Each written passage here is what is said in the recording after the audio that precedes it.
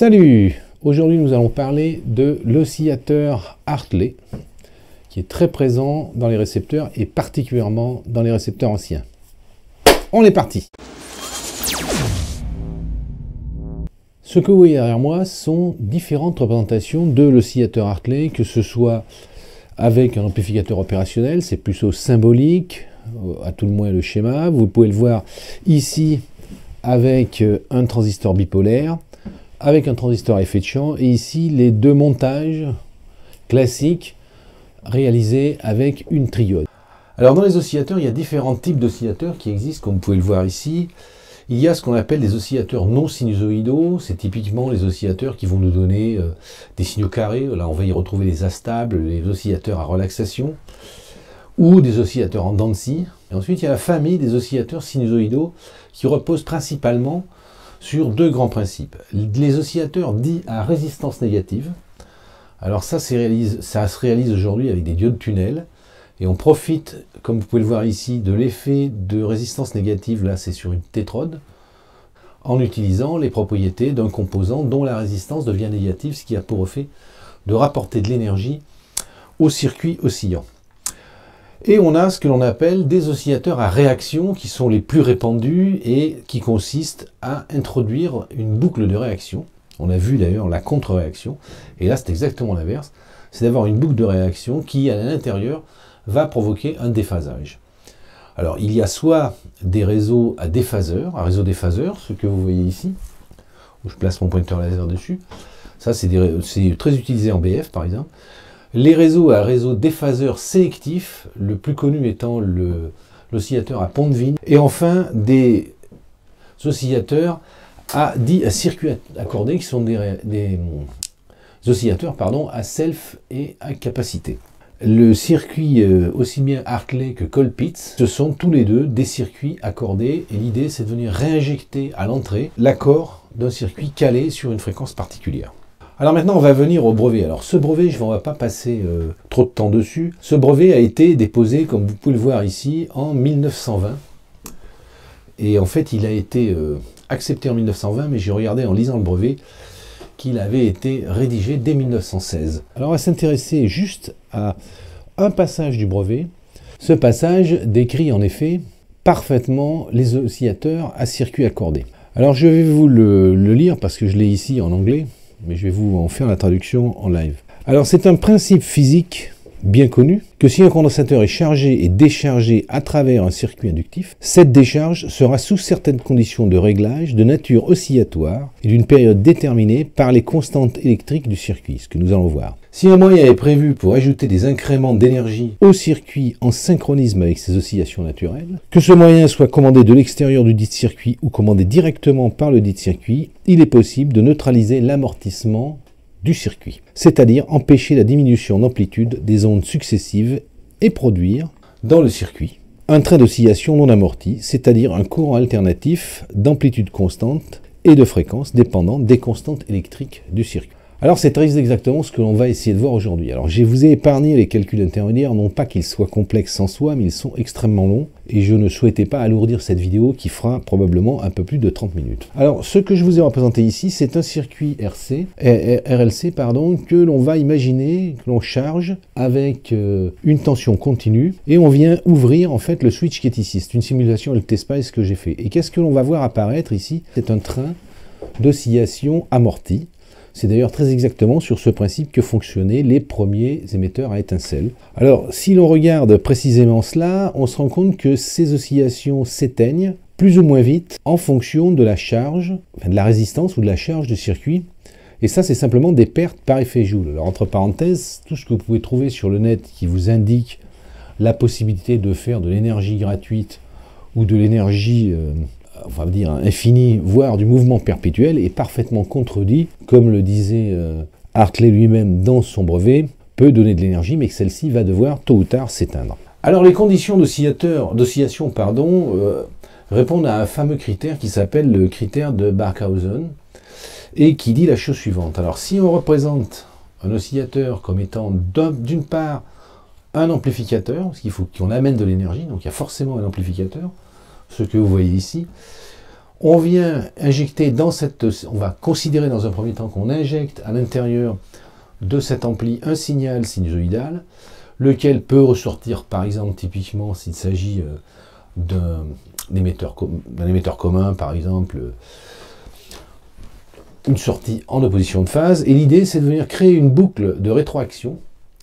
Et cette boucle de rétroaction va contenir un certain nombre d'éléments, ce que vous voyez ici, réactifs, c'est-à-dire capacitifs et selfiques, dont l'objectif est de venir ramener sur l'entrée, comme on le voit ici, un signal directement sur l'amplificateur et à la fois parfaitement en phase et également parfaitement égal en tension, de manière à ce que le gain global de la boucle soit égal à 1, ce qui va avoir pour effet d'introduire une stabilité des oscillations.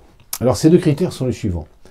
Il faut que le gain de la chaîne directe, que vous voyez ici A, et le gain de la chaîne de retour qui contient des éléments réactifs, un circuit accordé en l'occurrence, soit très exactement égal à 1. C'est-à-dire que cette boucle réalisée ici doit avoir un gain unitaire. Pourquoi? Parce que si vous augmentez ce gain, on va se rendre compte que l'on ne va pas obtenir le résultat escompté, mais également, il faut que les signaux qui reviennent ici soient en phase. C'est pour ça que dans la contre-réaction, qui s'appelle comme telle, on renvoie vers l'entrée des signaux en opposition de phase. Alors, que se passe-t-il si l'on injecte, si on a, un rapport qui est supérieur à 1? C'est-à-dire que le gain de cet ensemble, de L égale à B égale 1, le gain de boucle, on va dire, est supérieur à 1. Pardon, est inférieur à 1, comme je peux vous le montrer. Ici, dans ces cas-là, l'oscillation va s'amortir parce que le système, en fait, ne va pas amener suffisamment d'énergie pour maintenir les oscillations. C'est exactement ce que vous avez quand vous montez un oscillateur à Pontevin, par exemple, et que vous avez du mal à trouver le point où cet oscillateur va accrocher. Soit il ne démarre pas, il va vous provoquer des oscillations amorties, et s'il y a trop de gains, dans ces cas-là, évidemment, vous allez, cette boucle-là, on va s'envoler dans cette boucle, on va apporter trop d'énergie, et on va arriver à la saturation, en fait, du tube, du transistor, ou de l'amplificateur opérationnel. Donc ce qu'il faut retenir, en fait, c'est que les conditions d'oscillation répondent très exactement à deux critères, qui sont le gain de la boucle, égal strictement à 1, et également en phase, à ramener une phase strictement égale à 0. Sans quoi, soit le système ne démarre pas, soit il va s'amortir, ou éventuellement, il va aller talonner et rentrer en saturation, puisque évidemment cet ampli qui est là, il n'est pas infini dans ses performances. Alors venons-en au modèle équivalent. Alors je vais vous présenter, dans ce que je vais vous présenter, j'ai utilisé un modèle équivalent qui est un modèle équivalent avec un générateur de courant. Alors ce que l'on a vu depuis le début, c'est ce que vous voyez ici, c'est-à-dire que la triode, elle est représentée comme un générateur de tension, suivi d'une résistance interne et qui nous délivre une tension. Et dans ces cas-là, ce que l'on utilise comme paramètre, c'est le facteur d'amplification, c'est-à-dire le mu. Mais il est tout à fait possible d'utiliser un modèle à partir d'un générateur de courant, et dans ces cas-là, vous revenez sur le générateur de Norton équivalent, et où vous mettez à ce moment-là la résistance interne en parallèle avec un générateur de courant, lequel générateur de courant vous donnera un courant dans cette boucle-là et une tension rigoureusement identique, mais dans ces cas-là, c'est simplement la transconductance que multiplie la tension de grille. Alors ce qu'il faut savoir, c'est que ces modèles que je vous présente postulent que nous travaillons dans un régime linéaire, bien sûr, sur les triodes. Il faut savoir que ça n'est pas tout à fait vrai, et c'est encore moins vrai quand on va utiliser un oscillateur. Néanmoins, je vais quand même les utiliser, sachant qu'il y a des régimes que je n'aborderai pas ici, peut-être le ferai-je un jour dans une vidéo, et notamment qui est le moment où ces oscillateurs entrent en courant gris, qui ont pour effet d'amortir et de réguler d'une certaine manière le dit oscillateur. Alors venons-en maintenant à l'oscillateur Hartley. Je vais vous proposer de passer au tableau parce que j'avais préparé des transparents, mais c'est extrêmement lourd à réaliser. Quoi qu'il en soit, je ne vais pas vous donner les étapes intermédiaires. Je vous le dirai tout à l'heure d'ailleurs, pour la bonne raison que j'ai tourné le tableau avant l'introduction. Et j'essayerai de vous mettre ça sur le web si j'ai le temps, parce que ces équations deviennent un peu lourdes et la démonstration aurait demandé puisque je l'ai répété ici au tableau un peu plus d'une heure et demie. Ce que vous voyez derrière moi ici, c'est la représentation de ce circuit tel qu'il est réalisé dans la plupart des récepteurs. En l'occurrence, dans les récepteurs anciens, il est réalisé ici à partir d'une triode, mais on pourrait tout à fait faire le même schéma avec un transistor à effet de champ. Ici, ce que vous avez, c'est le schéma équivalent de ce circuit qui est là, incluant les éléments parasites à l'intérieur du montage, c'est-à-dire toutes les petites capacités que vous voyez ici et résistances que vous voyez là. Alors qu'est-ce que j'ai représenté ici? J'ai représenté la triode ici sous la forme d'un générateur de courant avec sa résistance interne en parallèle, qui va donc délivrer un courant. Ici, nous avons la self L1 qui redescend à la masse. La masse se trouve ici, d'accord? Ici, nous avons la self L2 qui est là, avec sa résistance parasite. Le condensateur qui est là, et la résistance de gris qui est ici. Alors cette résistance de gris qui est là, elle sert à polariser le tube. On va partir d'un certain nombre d'hypothèses sur ce schéma qui est ici, qui sont les suivantes. La première, c'est qu'on va considérer, et on va voir que ce n'est pas toujours le cas, que le courant qui est ici, là, le courant dans la grille est nul. C'est-à-dire que la tension n'est jamais positive. C'est-à-dire qu'ici, il n'y a pas de courant. Hein, le courant gris est égal à ça. Alors, sur ce schéma qui est ici, l'idée, c'est de le ramener aux deux schémas blocs que je vous ai montrés concernant la contre-réaction. La réaction, pardon. Dans un oscillateur, il y a une chaîne directe A et une chaîne de retour, que je vais vous représenter comme ça, B, qui viennent se réinjecter sur l'entrée. Pour que l'on oscille sur un oscillateur, on a deux conditions à remplir. Première condition, on a deux conditions à remplir. Il faut que le gain en boucle, le gain de boucle, c'est-à-dire A que multiplie B, soit strictement égal à 1. C'est-à-dire que le gain de cette boucle-là plus cette boucle-là soit strictement égal à 1. Deuxième condition, il faut que les signaux ici et là soient en phase. C'est-à-dire que, c'est ce que je vous avais montré dans les transparents, il faut que alpha plus bêta égale 0. C'est-à-dire que les gains ici, la phase revient à 0. Alors ça se remplit, au vu de ce schéma-là, selon une condition qui veut que ce que contient la boucle de réaction, c'est-à-dire la boucle de réaction, elle va contenir finalement ça. Ici, on verra après exactement comment ça se comporte. Il faut que ce circuit-là ici renvoie vers l'entrée un signal en phase, et ce, à une fréquence particulière. Bon, ça évidemment, c'est généralement un condensateur variable, puisque c'est quelque chose qui va servir d'oscillateur local et dont la fréquence va devoir changer en fonction de la station à recevoir. Alors, ces éléments parasites qui sont là, je les ai représentés respectivement sous la forme d'impédance Z1, Z2 et Z3. Donc, ce que l'on va faire tout de suite, pour des questions de facilité et de rendre les formules digestes, on va supprimer l'ensemble des éléments parasites, à savoir la résistance interne de la triode, les capacités parasites interélectrodes, et on verra dans la suite quels sont les effets que cela a, parce que ça a un effet en fait quand la fréquence s'élève, parce qu'on ne peut pas les négliger. Et on va supprimer la résistance de gris, qui est une résistance de forte valeur qui sert à polariser le tube, pour pouvoir exprimer ça de manière plus digeste. C'est-à-dire que je vais tout de suite retirer les éléments parasites. Alors, les éléments parasites, on va les enlever. Et on va les ramener à ça, ce qui est beaucoup plus digeste pour pouvoir faire le calcul.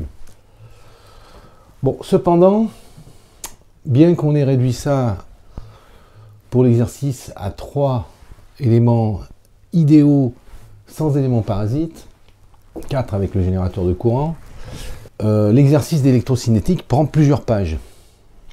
Alors au départ, j'avais réalisé cet exercice à la main pour vérifier les formules. Le problème, c'est que quand j'ai fait la répétition au tableau, je me suis rendu compte que pour pouvoir exprimer ça correctement, il faut pratiquement 1h10. Donc je vais vous épargner le calcul et je vais vous donner tout de suite le résultat. Le principe est assez simple, mais les calculs sont un peu longs. Ils ne sont pas compliqués, mais ils sont un peu longs. L'idée, c'est d'abord de déterminer le gain de cet amplificateur sans l'ouverture, en ouvrant la boucle, et ensuite de déterminer la valeur de la réaction, l'expression mathématique de la réaction, ce qu'on ne va pas faire ici. Alors il y a deux erreurs généralement qui sont pratiquées quand on commence à analyser ce genre de schéma, et qui ne tombent pas sous le sens quand elles sont dessinées comme ça. La première, et on va voir pourquoi, c'est que ces deux selfs-là ne sont pas coupés au milieu. Il ne s'agit pas de deux selfs de valeurs identiques, un peu comme un transformateur à point milieu. Les valeurs des selfs peuvent être différentes. Elles sont tellement différentes que la contre-réaction que vous voyez qui vient s'appliquer ici, elle est le ratio de cette tension-là, et en fonction du tube et de sa transconductance, que j'ai exprimé ici, vous allez trouver le point où vous allez pouvoir entrer en condition d'oscillation. Donc ce n'est pas des valeurs qui sont ici. Deuxième chose,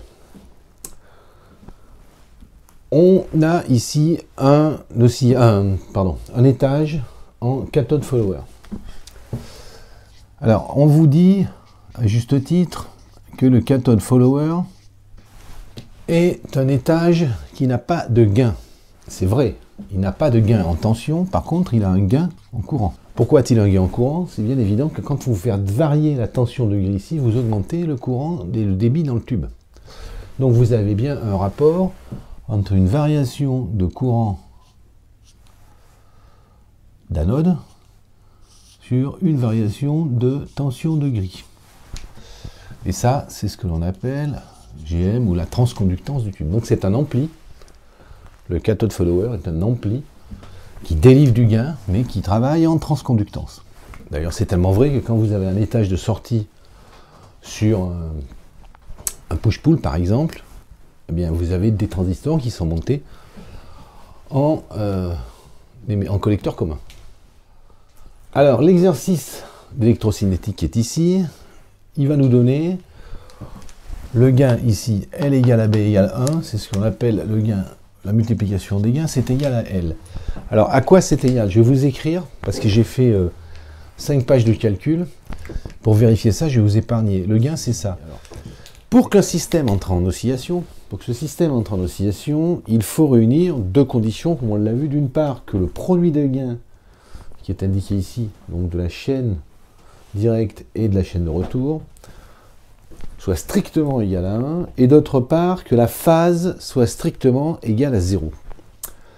Alors si on observe une formule comme ça, où j'ai mis ici les valeurs, uniquement sous la forme des impédances qui sont présentées ici, on va pouvoir indiquer quelles sont les parties réelles des parties imaginaires. Alors dans la mesure où on fait le produit de deux impédances qui contiennent ici le nombre imaginaire J, dont on sait que le produit de J carré est égal à moins 1. Pour être clair, tout ce qui constitue des produits, ici, sur cette partie-là, sont des parties dites réelles. Pourquoi? Parce que on vient donc annuler l'élément imaginaire à l'intérieur. Donc, pour être clair, cette partie-là, ici, est dite réelle.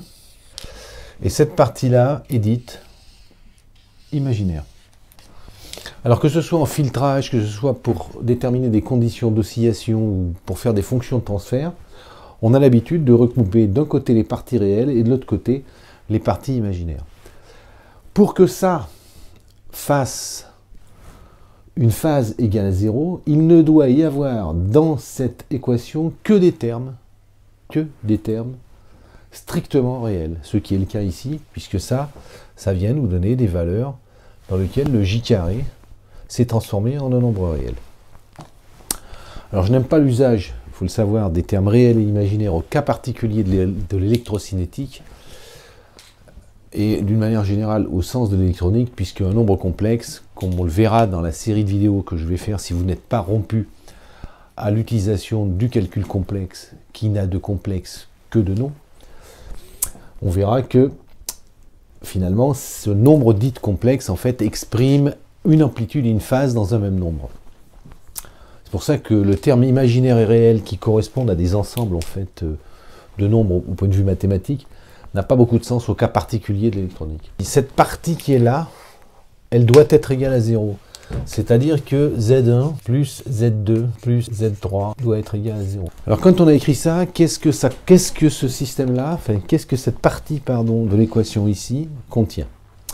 Qu'est-ce qu'elle contient? Ben, elle contient tout simplement les impédances qui sont ici, les réactances. Alors en fait, on va pouvoir écrire ça comme étant JL1 oméga plus JL2 oméga moins J sur C oméga. Ça doit être égal à 0. Bon, ça c'est extrêmement facile, c'est un calcul relativement élémentaire, on va le faire tout de suite d'ailleurs. On va retrouver quelque chose de classique sur 2pi racine de LC. 1 sur 2pi racine de LC. Ça nous donne la fréquence de résonance dans laquelle ce système ici a une phase qui est nulle. Ce qui correspond, c'est pas étonnant d'ailleurs, puisque ça correspond en fait à la résonance de ce circuit LC qui est ici. On va maintenant s'intéresser aux conditions de maintien en oscillation. Alors on a vu que cette partie-là, quand ce circuit entrait à la résonance, il renvoyait en phase des signaux vers la grille en l'occurrence, c'est-à-dire que cette partie-là devient parfaitement réelle et renvoie des signaux en phase vers la chaîne d'amplification. Donc ce qu'on peut faire, c'est retirer cette partie-là, ici, et s'intéresser aux conditions de maintien en oscillation. Les conditions de maintien en oscillation, et c'est tout à fait logique, elles ne sont plus que réelles, puisqu'elles concernent la transconductance du tube et un certain nombre d'impédances qui sont représentées ici. Alors qu'est-ce que l'on a en fait dans cette boucle-là, une fois que on est entré en résonance? Évidemment, on a des tensions, alors on peut représenter ça sous la forme de courant, par exemple, I1, et on va avoir des tensions qui vont naître ici, de part et d'autre, une tension ici, une tension là, une tension comme ça. Voilà, on va dire U1, 2. Alors on constate déjà que on renvoie bien vers la grille du tube un signal, à tout le moins tel que je l'ai dessiné ici, en phase. La condition de maintien en oscillation implique que ce gain qui est ici, qui va être composé de l'ensemble de ces impédances qui sont là, nous donne un gain de 1. Si le gain est supérieur à 1, à ce moment-là, le système va générer certes des oscillations, mais va monter jusqu'à entrer en saturation, comme ça. Et si le gain est inférieur à 1, l'oscillation va s'amortir ici. Alors le point, en fait, qui va déterminer dans cette chaîne de retour le fait que ça soit égal à 1, au terme d'un calcul d'électrocinétique, que je ne vais pas faire ici, il va vous donner quelque chose comme ça. Il va vous donner que le gain égal à 1, c'est-à-dire que ça va être le GM, la transconductance, multiplié par la résistance interne de la triode, que je vais vous redessiner ici, qui va être égal à L1 sur L2. C'est-à-dire ces deux selfs qui sont ici. Voilà ce que nous donne le maintien en condition d'oscillation. Ça veut dire en d'autres termes que ce qu'il va falloir rechercher ici, c'est un rapport entre ces deux selfs, tel que vous ayez un gain de 1. Alors ça c'est assez touchy, on va dire, quand on le fait, parce que c'est pas évident de venir trouver ça. Ça se calcule, ça va sortir du calcul. Alors ça, ce que je vous ai écrit ici, c'est juste, mais on a considéré, si vous regardez bien ce que j'ai dessiné ici, on a dessiné des impédances parfaites, des selfs et des condensateurs absolument parfaits. Dans la réalité des faits, c'est pas du tout ce qui se passe. Parce que ici, on a une résistance parasite, que je vais vous ajouter ici, plus R1. Ici, on va avoir une deuxième résistance parasite. Et on va avoir un truc dont on n'a pas tenu compte au départ, dont on a éliminé la partie imaginaire, on a la résistance interne de la triode. Alors ça, évidemment, ça ne va plus nous donner une formule aussi simple, ni pour le maintien en condition d'oscillation, ici, ni concernant la fréquence de résonance, parce que ces éléments vont interagir. À ça se double le fait que là, telles qu'elles sont représentées, les deux selfs, on ne sait pas si elles sont couplées ou en série. Mais en réalité, vous avez entre les selfs, ici, une induction mutuelle. Là, ici. Souvent, vous avez une induction mutuelle. Il n'est pas nécessaire d'avoir de l'induction mutuelle entre les deux selfs pour fabriquer un oscillateur de type Hartley. Néanmoins, dans les faits, notamment c'est le cas dans la radio, en général, ça c'est une prise intermédiaire qui est prise au point exact pour qu'on se retrouve dans cette condition d'oscillation. Seul petit problème, les impédances, ici, sont affectées par l'induction mutuelle entre les selfs. Donc ça va compliquer, et c'est pour ça que je n'ai pas voulu faire la démo au tableau, ça va compliquer cette équation, au point que je vais maintenant vous écrire correctement les bonnes valeurs de composants à prendre en compte sans tenir compte pour l'heure des capacités parasites. Et on va voir que ça a un effet sur le comportement. À quoi sont égales maintenant ces impédances? Bien, en fait, L1, elle va être égale à JL oméga 1 plus sa résistance, plus l'induction mutuelle avec la self qui est ici. Il faut mettre un J ici. L2, elle va être égale à cette self-là, plus sa résistance interne, plus l'induction mutuelle entre les selfs. Ici. Bon, la résistance interne, ça ne bouge pas. Et le condensateur, il sera toujours égal à J sur C oméga. Alors, résultat des courses, qu'est-ce que ça va impliquer si on s'amuse à rentrer maintenant ces impédances là-dedans et à redescendre le calcul? Je vais vous donner le résultat tout de suite. Voilà, je viens de réécrire les équations parce que vous imaginez aisément que je ne les connais pas par cœur, même si je les ai quand même réécrites un certain nombre de fois avant d'arriver là. Mais qu'est-ce que l'on constate? On constate que quand on vient mettre dans l'équation ici, dans ces valeurs-là, les bonnes valeurs, ici, c'est-à-dire qu'on considère les éléments parasites et en particulier l'induction mutuelle entre les deux selfs, la formule se complique. Alors on ne va pas trop rentrer dans les détails, mais on va quand même essayer de s'intéresser à des ordres de grandeur. La première des choses, c'est que, qu'est-ce que l'on peut constater? On peut constater que ces valeurs de self ici, quand on est à haute fréquence, elles sont relativement faibles. Elles sont relativement faibles, puisqu'en général, on a un assez petit nombre de tours. Ça veut dire quoi de manière claire? Ça veut dire que si vous avez des valeurs ici qui, en regard de ça, tendent vers 0, vous allez à peu près pouvoir négliger ces termes-là, ici. Vous allez pouvoir négliger ces termes ici, parce qu'ils sont relativement faibles. Quand on est à une fréquence relativement élevée, parce que la résistance interne de la self, quand on est à des fréquences relativement élevées, elle va devenir négligeable. En conséquence de quoi, assez vite, ce terme-là, vous allez pouvoir le négliger et vous allez bien vous retrouver avec une condition mise en oscillation de L1 sur L2.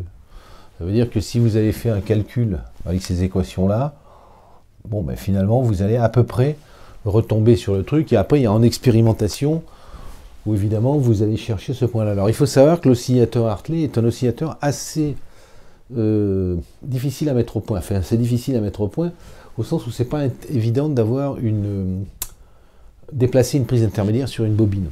Et si vous le construisez avec deux selfs, ben c'est pareil, quoi. Au bout d'un moment, vous allez devoir faire de l'expérimentation pour pouvoir arriver à trouver exactement ça, parce que ça, c'est uniquement les éléments parasites que l'on a.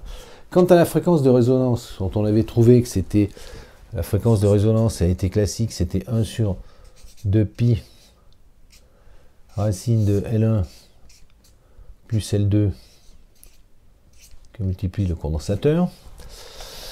Elle est amendée de la racine de cette résistance ici, donc la résistance de cette self-là, qui est relativement faible, divisée par la résistance interne. Donc c'est pareil, ce terme-là, si ici vous avez une résistance qui est très petite, et ici une résistance qui est très grande, bah ça, vous n'êtes pas loin de faire une racine de 1, et donc vous allez vous retrouver avec ça qui est multiplié par 1. Donc vous pouvez dire que ça, c'est relativement égal à cette formule-là, ici. Intéressons-nous maintenant aux capacités parasites autour d'une triode. Alors quand on a parlé de l'éphémère, on a vu qu'il y avait des capacités parasites, il y en a sur les transistors, il y en a sur les transistors à effet de champ, sur les MOSFET, sur les transistors bipolaires, il y a toujours des capacités parasites que je n'ai pas intégrées, sauf au départ, dans ce schéma-là. On va les remettre, et on va regarder, on ne va pas redescendre l'équation, mais on va les remettre. Alors, il y a un certain nombre de capacités qui nous gênent, comme on l'a vu dans l'effet Miller. Alors, la première capa que l'on a ici, c'est une capa gris anode. Alors, elle est donnée dans la doc, généralement, de la triode, ça. On a les valeurs là. On a une deuxième capacité qui est problématique, on a une capacité entre la grille et la cathode. Et on a aussi une capacité ici, en parallèle de l'équipement, c'est qu'on a une capacité anode vers cathode. Donc on a 3 condensateurs ici. Voilà, peut-être que je les dessine. On a 3 condensateurs parasites. Alors on va les reporter sur le schéma ici. La capacité gris anode, la capacité gris anode, elle vient là. Après on a une capacité gris cathode, qui vient entre la grille ici et la cathode du tube, donc qui est là, capacité gris cathode. Et on a une capacité anode cathode qui vient là. Alors ça, qu'est-ce qui va se passer si la fréquence ici, si le oméga, si la fréquence, on utilise cet oscillateur avec une fréquence très élevée. On ne va pas pouvoir négliger ces capacités qui sont ici, mais qui viennent pile en parallèle sur la self, sur les deux selfs. Et dans ces cas-là, cet oscillateur, puisque vous allez venir lui mettre, pour être plus clair, des capas, je peux vous dessiner ici, comme ça. Voilà, vous allez rajouter des capacités en parallèle de ces deux selfs-là. Quand la fréquence va être plus élevée, à un moment donné, cet oscillateur va avoir tendance à se comporter sur son équivalent, puisqu'il y a un équivalent à capacité, il va avoir une tendance à se comporter comme un oscillateur Colpitts. Ça veut dire que quand vous allez utiliser ce type d'oscillateur, si vous montez vraiment en fréquence, vous allez avoir des comportements en fréquence qui sont totalement erratiques. Et on va même avoir des moments où on va perdre, on ne va plus rentrer dans ces conditions d'oscillation qui sont ici. C'est-à-dire qu'on va avoir des trous. Ce qui veut dire que d'une manière pratique, cet oscillateur, il est utilisable en général jusqu'à 40 MHz. On peut monter jusqu'à 40 MHz, quoique en soignant bien, avec des bons tubes, etc., on peut monter jusqu'à 150 MHz. C'est touchy, hein. Mais pour votre information, c'est ce type d'oscillateur qui a été utilisé dans les premiers récepteurs FM broadcast. Voilà, on a fini pour ce qui concerne cet oscillateur. Je reviendrai plus en détail sur les sujets de nombres complexes dans une série et on fera un exercice d'électrocinétique plus facile, on va dire, ou moins complexe, parce que si vous voulez refaire ce calcul-là en intégrant tous les éléments parasites, autant vous dire que là, on va avoir des... Bon, je n'ai même pas essayé pour tout vous dire. Voilà, on a fini. Et à bientôt sur les ondes.